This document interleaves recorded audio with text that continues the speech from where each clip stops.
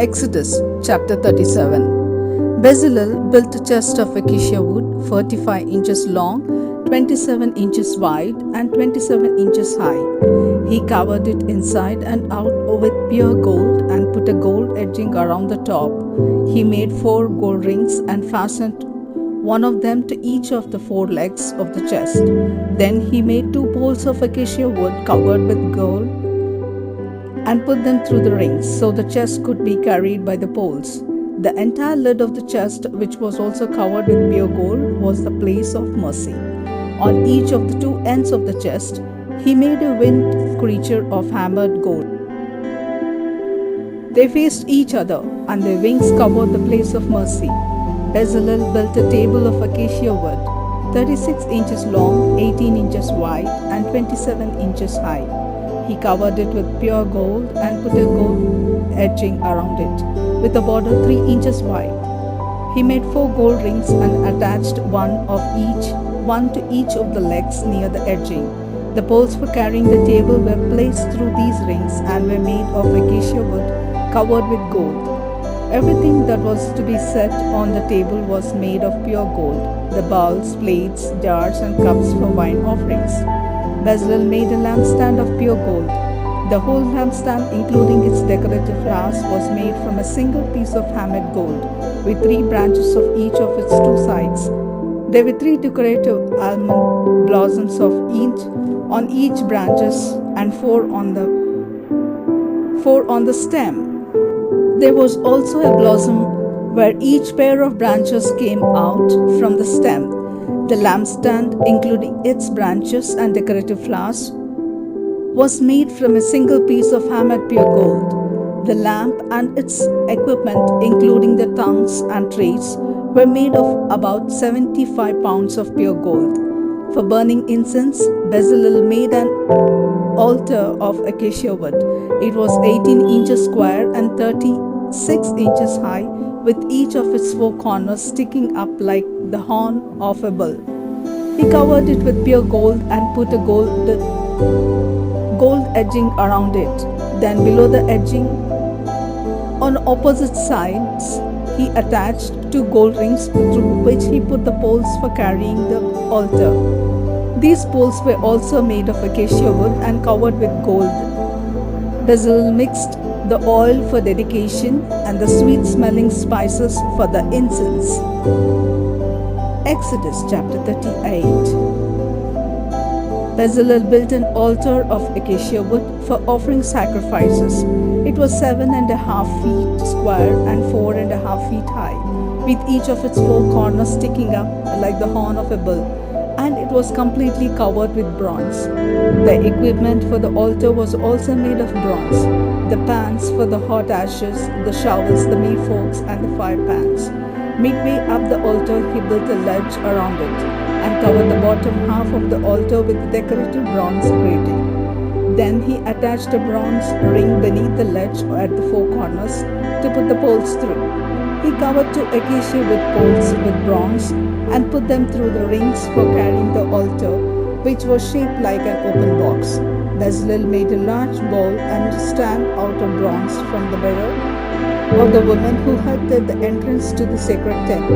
Around the sacred tent, Bezalel built a courtyard, 150 feet long on the south and north and 75 feet wide on the east and west. He used 20 bronze posts on bronze stands for the south and north, and 10 for the west. Then he hung a curtain of fine linen on the posts along each of these 3 sides by using silver hooks and rods. He placed 3 bronze posts on each side of the entrance at the east and hung a curtain 7.5 yards wide on each set of posts. For the entrance of the courtyard, Bezalel made a curtain 10 yards long, which he hung on 4 bronze posts that were set on bronze stands. This curtain was the same height as the one for the rest of the courtyard, and was made of fine linen embroidered and woven with blue, purple, and red wool. He hung the curtain on the 4 posts using silver hooks and rods. The pegs for the tent and for the curtain around the tent were made of bronze. Bezalel had worked closely with Oholiab, who was an expert at designing and engraving and at embroidering blue, purple, and red wool. The two of them completed the work that the Lord had commanded. Moses made Aaron's son Ithamar responsible for keeping record of the metals used for the sacred tent. According to the official weights, the amount of gold given was 2,209 pounds, and the silver that was collected when the people were counted came to 7,550 pounds. Everyone who was counted paid the required amount, and there was a total 603,550 men who were 20 years old or older. 75 pounds of the silver were used to make each of the 100 stands for the sacred tent and the curtain. The remaining 50 pounds of silver were used for the hooks and the rods and for covering the tops of the posts. 5,300 pounds of bronze were given, and it was used to make the stands for the entrance of the tent and the altar and its grating. The equipment for the altar and the stands for the posts that surrounded the courtyard, including those at the entrance to the courtyard, and the pegs for the tent and the courtyard. Exodus chapter 39. Beautiful priestly clothes were made of blue, purple, and red wool for Aaron to wear when he performed his duties in the holy place. This was done exactly as the Lord had commanded Moses. The entire priestly vest was made of fine linen, woven with blue, purple, and red wool. 10 sheets of gold were hammered out and cut into threads that were skillfully woven into the vest. It had two shoulder straps to support it, and a sash that fastened around the waist. Onyx stones were placed in gold settings, and each one was engraved with the name one of Israel's sons. Then these were attached to the shoulder straps of the vest, so the Lord would never forget his people. Everything was done exactly as the Lord had commanded Moses. The breast pieces was made with the same materials and designs as the priestly vest. It was 9 inches square and folded double, with 4 rows, and 3 precious stones, a chrysolite and an emerald were in the first row, a turquoise, a sapphire, and a diamond were in the second row. A jacinth, an agate, and an amethyst were in the third row, and a beryl and an onyx and a jasper were in the fourth row. They were mounted in a dedicated gold settings, and on each of them was engraved the name of one of the 12 tribes of Israel. 2 gold rings were attached to the upper front corners of the breast pieces and fastened with 2 braided gold chains to gold settings on the shoulder straps. 2 other gold rings were attached to the lower side corners next to the vest, and 2 more near the bottom of the shoulder straps, right above the sash. To keep the breastpiece in place, a blue cord was used to tie the 2 lower rings on the breastpiece to those on the vest. These things were done exactly as the Lord had commanded Moses. The priestly robe was made of blue wool, with an opening in the center for the head. The material around the collar was bound so as to keep it from raveling. Along the hem of the robe were woven pomegranates of blue, purple, and red wool with a belt of pure gold between each of them. This robe was to be worn by Aaron when he performed his duties. Everything that Aaron and his sons wore was made of fine linen woven with blue, purple, and red wool, including their robes and turbans, their fancy caps and underwear, and even their sashes that were embroidered with needlework. Dedicated to the Lord was engraved on a narrow strip of pure gold, which was fastened to Aaron's turban. These things were done exactly as the Lord had commanded Moses. So the people of Israel finished making everything the Lord had told Moses to make.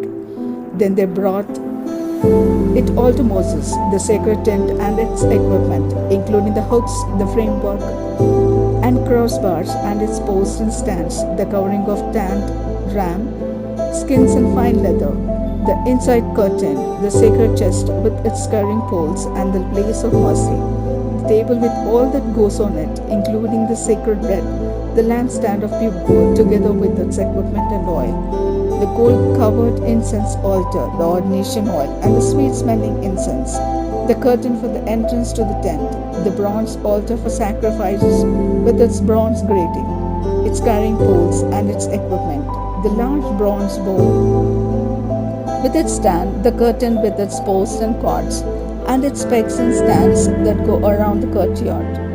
Everything needed for the sacred tent, and the finely woven priestly clothes for Aaron and his sons.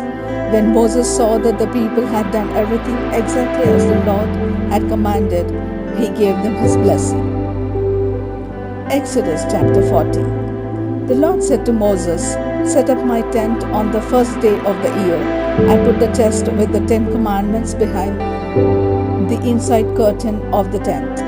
Bring in the table and set on it those things that are made for it. Also bring in the lampstand and attach the lamps to it. Then place the gold altar of incense in front of the sacred chest and hang a curtain at the entrance of to the tent. Set the altar for burning sacrifices in front of the entrance to my tent. Put the large bronze bowl between the tent and altar and fill the bowl with water. Surround the tent and the altar with the wall of curtains and hang the curtain that was made for the entrance. Use the sacred olive oil to dedicate the tent and everything in it to me. Do the same thing with the altar for offering sacrifices and its equipment, and with the bowl and its stand. Bring Aaron and his sons to the entrance of the tent and have them wash themselves. Dress Aaron in the priestly clothes. Then use the sacred olive oil to ordain him and dedicate him to me as my priest.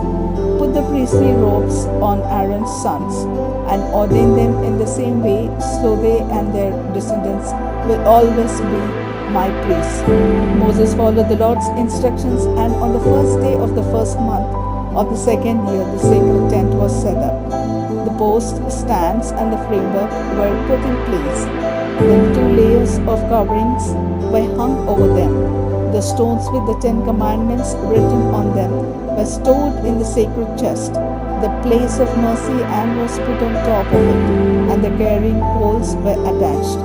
The chest was brought into the tent and set behind the curtain in the most holy place. These things were done exactly as the Lord had commanded Moses. The table for the sacred bread was put along the north wall of the holy place, after which the bread was set on the table.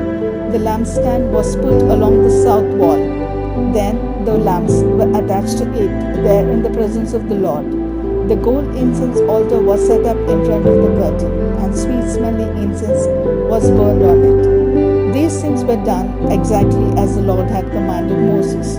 The curtain was hung at the entrance to the sacred tent. Then the altar for offering sacrifices was put in front of the tent, and animal sacrifices and gifts of grain were offered there. The large bronze bowl was placed between the altar and the entrance to the tent. It was filled with water. Then Moses and Aaron, together with Aaron's sons, washed their hands and feet. In fact, they washed each time before entering the tent or offering sacrifices at the altar. These things were done exactly as the Lord had commanded Moses. Finally, Moses had the curtain hung around the courtyard. Suddenly, the sacred tent was covered by a thick cloud and filled with the glory of the Lord, and so Moses could not enter the tent. Whenever the cloud moved from the tent, the people would break camp and follow. Then they would set up camp and stay there until it moved again. No matter where the people traveled, the Lord was with them. Each day his cloud was over the tent, and each night a fire could be seen in the cloud.